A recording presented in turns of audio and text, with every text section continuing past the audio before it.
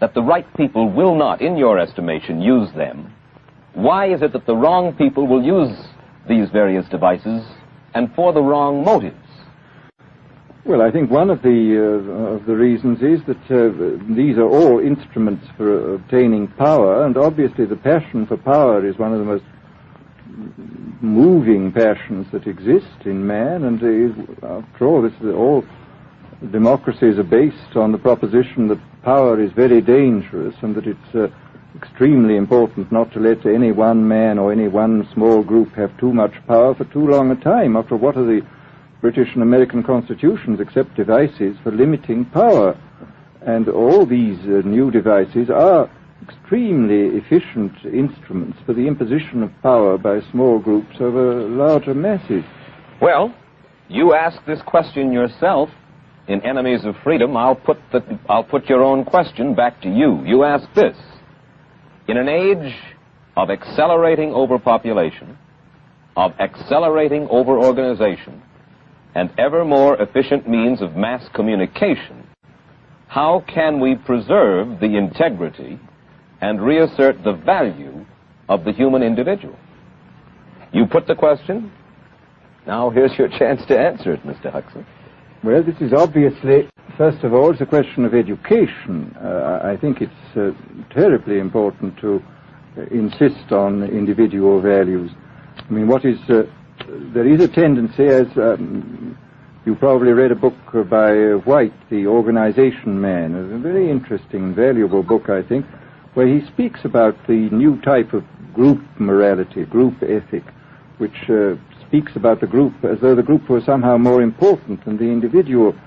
But this seems, as far as I'm concerned, to be in contradiction with what we know about the genetical makeup of human beings, that every human being is unique.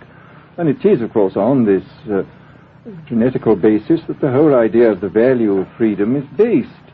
And I think it's extremely important for us to stress this in all our educational life. And I would say it's also very important to teach people to be on their guard against the sort of verbal booby traps into which they're always being led, to analyze the kind of things that are said to them. Well, I think there is this whole educational side, and I think there are many more things that one could do to strengthen people and to make them more aware of what was being done. You're a prophet of decentralization. Well, yes, if this is feasible. It's one of the tragedies, it seems to me. I mean, many people have been talking about the importance of decentralization in order to give back to the voter a sense of direct power. I mean, the voter in an enormous electorate feels quite impotent, and his vote seems to count for nothing.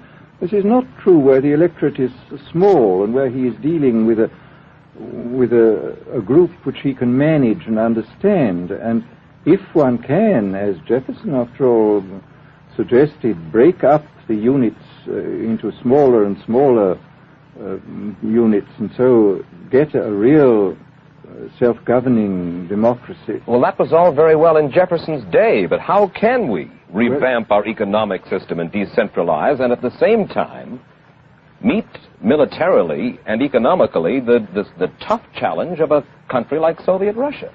Well, I think the answer to that is that there are, it seems to me that industrial production is of two kinds. I mean, there are some kinds of industrial production which obviously need the most tremendously high centralization, like the making of automobiles, for example. But there are many other kinds where you could decentralize quite easily and probably quite economically, and that you would then have this kind of decentralized life. After all, you begin to see it now if you travel through the South, this decentralized textile industry which is springing up there. Mr. Huxley, let me ask you this, quite seriously. Is freedom necessary? As far as I'm concerned, it is, yes. Why? Is it necessary for a productive society?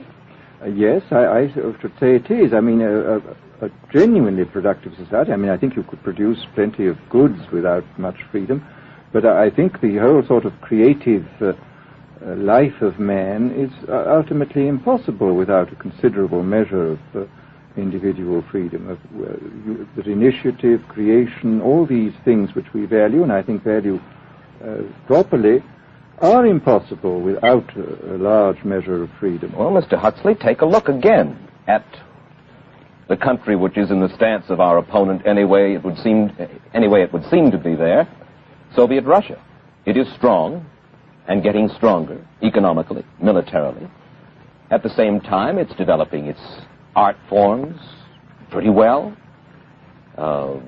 It seems not unnecessarily to squelch the creative urge among its people, and yet it is not a free society. It's not a free society, but here is something very interesting, that those members of the society, like the scientists who are doing the creative work, are given far more freedom than anybody else. I mean, it's a privileged aristocratic society in which, provided that they don't poke their noses into political affairs, these people are given a great deal of prestige, a considerable amount of freedom, and a lot of money. I mean, this is a very interesting fact about the new Soviet regime, and I think what we're going to see is a people on the whole with very little freedom, but with an oligarchy on top enjoying a considerable measure of freedom and a very high standard of living. And the people down below, the epsilons down below, enjoying very little. And you think that that kind of situation can long endure? I think it can certainly endure much longer than a situation in which everybody is kept down. Because, I mean, they can certainly get their technological and scientific results on such a basis. Well, the next time that I talk to you then, perhaps we should investigate further the possibility of the establishment of that kind of a society, where the drones work for the queen bees up above. Well, but yes, but I must say I still believe in democracy. If we can make the best of the creative activities of the people on top, plus those of the people on the bottom, so much the better. Mr. Huxley, I surely thank you for spending this half hour with us, and I wish you Godspeed, sir. Thank you. Aldous Huxley finds himself these days in a peculiar and disturbing position. A quarter of a century after prophesying an authoritarian state in which people were reduced to ciphers, he can point at Soviet Russia and say, "I told you so."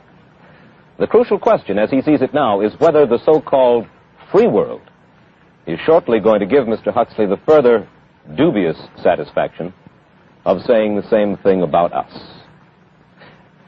Stay tuned for a preview of next week's interview. Till then, Mike Wallace, good night.